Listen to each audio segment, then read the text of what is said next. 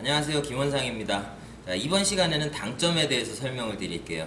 당점이라는 것은 Q로 수구에 맞추는 부분을 당점이라고 얘기를 하는데요.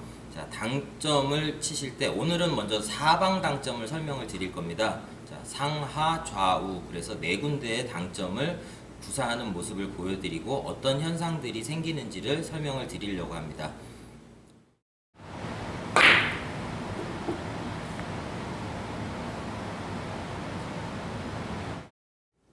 네, 당점에 대해서 이번 시간에 설명을 드릴 텐데요. 지난 시간에 말씀드린 기본 자세와 스트로크, 그 다음에 오늘 수업을 할 내용의 그 당점에 대한 부분, 그 다음에 앞으로도 설명을 계속 드릴 텐데요. 그 기초적인 부분은 제가 얼마 전에 출간한 이 당구초짜 300각이라는 이 책에 아주 자세하게 수록이 되어 있습니다. 자, 여러분들 많이 참조를 하셨으면 좋겠고, 자, 당점에 대한 부분은 이 책의 45페이지부터 47페이지에 수록이 되어 있습니다. 자, 당점은 수구, 내공을 수구라 그러죠. 그 당구공에 맞추는 부분, 큐로 때리는 부분을 당점이라고 얘기를 하는데요. 그 당점은 어디에 존재하는가? 당구공을 수평으로 정면으로 바라봤을 때, 자, 왼쪽 끝, 오른쪽 끝 열등분을 했다고 가정을 하면 좌우의 테두리 부분 10분의 2 정도는 못 사용합니다. 자, 사용할 수가 없는 이유는 실제로 공은 그 평면인 원이 아니고 구가 되기 때문에 경사가 너무 심해서 흔히들 말하는 그 삑살이라는 것 있지 않습니까? 그 미스샷을 유발하게 되기 때문에 테두리의 10분의 2 정도는 사용을 할 수가 없고요. 자, 중심 쪽에 10분의 6 정도 되는 영역에 당점이 존재합니다. 자, 옆에 보이는 이 그림에서 보면 알 수 있듯이 이 중심 쪽에 10분의 6 정도 되는 이 공간 안에 무수히 많은 당점들이 있는데요. 그 당점들을 어떻게 적절하게 사용을 하느냐, 플레이어들의 가장 큰 문제이기도 합니다. 자, 그래서 이 부분들을 사용을 했을 때 어떤 현상들이 생기고 어떤 충격을 가했을 때 미스가 되고 이런 부분들을 좀 더 자세히 설명을 드리겠습니다. 자, 당점을 구사를 하실 때, 자, 처음에는 좌우 회전이나 상하 회전보다는 정중앙 회전을 먼저 연습하시는 것이 좋습니다. 자, 정면에서 겨냥을 하시고 정면에다가 겨냥을 하시고 최대한 한가운데 수구의 한가운데를 겨냥을 해서 다시 제자리로 돌아올 수 있게끔 긴 팔로우 샷을 하시면서 당점을 찾는 연습을 하시는 것이 좋습니다.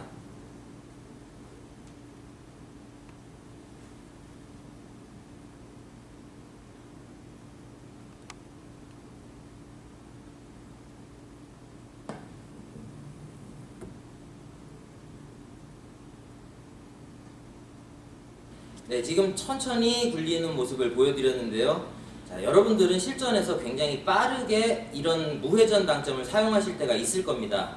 자, 빠르게 치면서 무회전 당점, 당구공의 한가운데를 친다라는 상당히 어려운 일이거든요.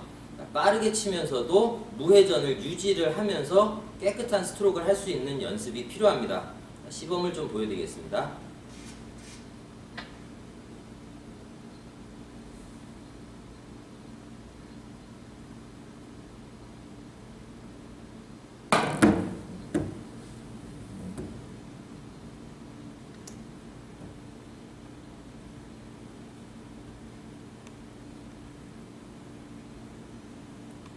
빠르게 치면서도 정면을 왔다 갔다 하면서 많이 벗어나지 않게끔 무회전으로 이렇게 수구가 움직일 수 있게끔 그런 연습들을 하셔야 됩니다. 빠르게 치면서 보통 스트로크가 좌우로 많이 비틀리면서 당점이 내가 원하지도 않는 회전들이 발생을 하게 되거든요.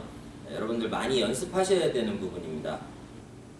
자, 무회전으로 수구를 진행시키는 모습을 보여드렸습니다. 자, 이번에는 좌우 회전을 사용하는 모습을 보여드릴 텐데요. 자, 좌우 회전을 사용을 하게 되면 수구의 측면을 맞춰야 되는 그런 상황이 나오기 때문에 초크치를 굉장히 잘 하셔야 됩니다. 무회전일 때는 사실 초크치를 안 하셔도 미스가 나지는 않지만 좌우 회전, 상하 회전을 사용을 할 때는 미스를 유발할 수 있는 위험이 굉장히 높기 때문에 초크칠을 꼼꼼하게 잘 하셔야 됩니다. 초크칠하는 방법은요. 자, 한 손으로 큐를 잡으시고 한 손으로는 초크를 잡으시고 그리고 몸 안쪽에서 바깥쪽으로 솔질하듯이 자, 특히 테두리 부분에 집중적으로 큐를 이렇게 돌려가면서 발라주시는 방법을 사용하시면 됩니다. 자, 보이시나요? 큐를 조금씩 돌려가면서 내 몸 안에서 바깥쪽으로 솔질하듯이 테두리 쪽에 초크를 발라주시면 됩니다. 자, 이제 좌우 회전을 사용하는 모습을 보여드리겠습니다.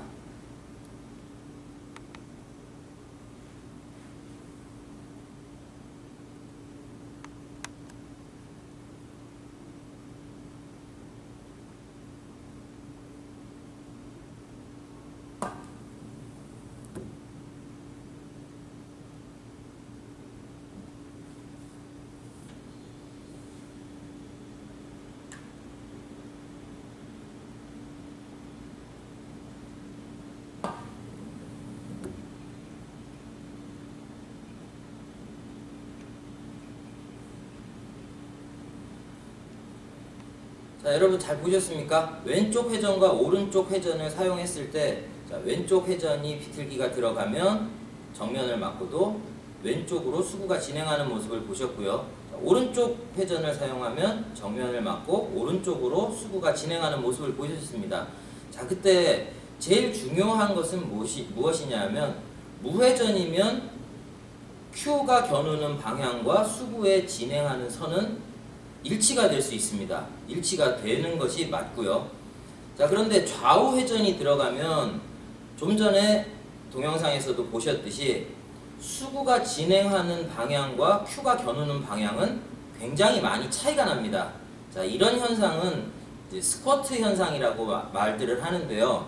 자, 회전이 들어가면 회전의 반대쪽으로 수구가 약간은 밀려서 진행을 하는 그런 모습을 스쿼트라고 얘기를 합니다. 자, 정면에서 Q가 밀어주는 힘이 있기 때문에 수구는 앞쪽으로 진행을 하지만 회전이 들어갔기 때문에 회전 준 방향에서 측면으로도 수구가 힘을 전달을 받기 때문에 정면 Q가 겨누는 정면보다는 약간은 반대쪽으로 회전의 반대쪽으로 미끄러지는 현상이 생깁니다. 자, 그래서 스쿼트 현상이 얼마나 많이 차이가 나는지를 다시 한번 보여드리겠습니다.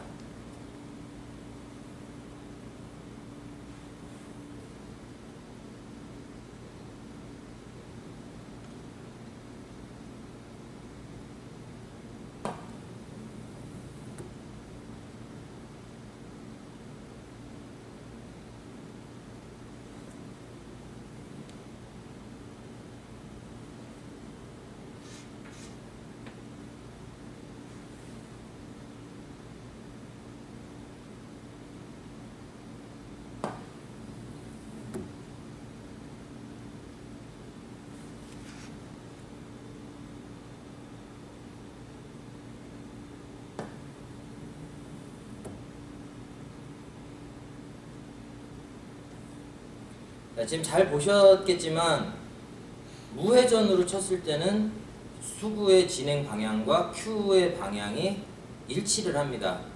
하지만 회전이 들어가면 왼쪽 회전을 들어간다 그러면 수구가 오른쪽으로 조금은 더 밀리는 현상이 생기는 걸 보셨고요.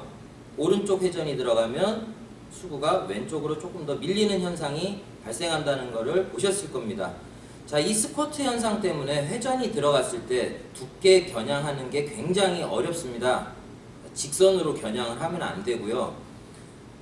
테이블의 상태라든가 팁의 재질이 어떤 정도의 탄력을 가졌느냐, Q 기울기, 회전량, 속도, 충격량 이런 많은 영향을 주는 요소들이 있기 때문에 이런 것들을 감안을 해서 내가 원하는 두께를 맞춰야 되기 때문에 굉장히 두께 맞춘다는 건 어려운 일입니다. 특히 무회전이면 수구와 Q선을 일치시키면 되겠지만 회전이 들어갔을 때 내가 원하는 두께를 맞춘다는 것은 굉장히 어려운 일이거든요. 그래서 선수들도 평생 연습하는 게 두께 맞추는 겁니다. 자, 여러분들은 두께 맞추는 거 굉장히 좀 소홀히 생각하시는 부분들이 많은데 이 스쿼트 현상을 굉장히 잘 감안을 해서 겨냥을 하는 습관을 들이셔야 됩니다. 특별하게 두께를 잘 맞추는 어떤 보정법이라든가 계산법이라든가 어떤 공식이라든가 절대로 존재할 수가 없고요. 상황에 맞춰서 테이블 컨디션이라든가 여러 요인들을 감안을 해서 오랜 경험을 통해서 두께를 맞추는 방법밖에 없습니다. 자, 이번에는 커브에 대해서 설명드리겠습니다.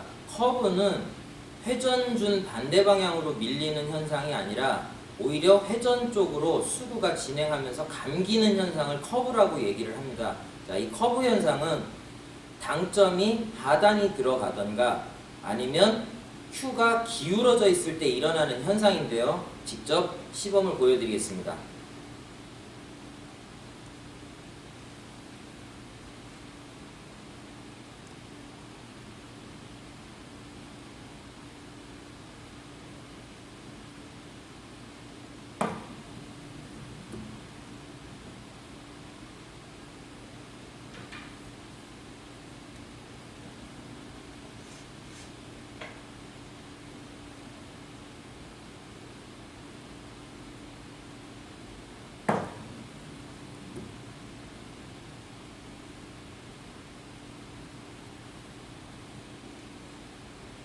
잘 보셨습니까? 큐가 기울어져 있을 때, 특히 하단 당점이 극하게 사용이 됐을 때 이런 커브 현상이 생깁니다.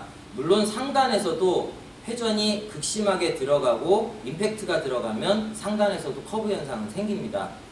자, 잘 적절하게 큐 기울기라든가 회전 양이라든가 임팩트를 조절을 하시면서 이런 커브 현상을 조절을 하셔야 되고요. 스쿼트 현상과 마찬가지로 이런 커브 현상을 조절할 수 있는 능력은 수많은 경험밖에 없습니다.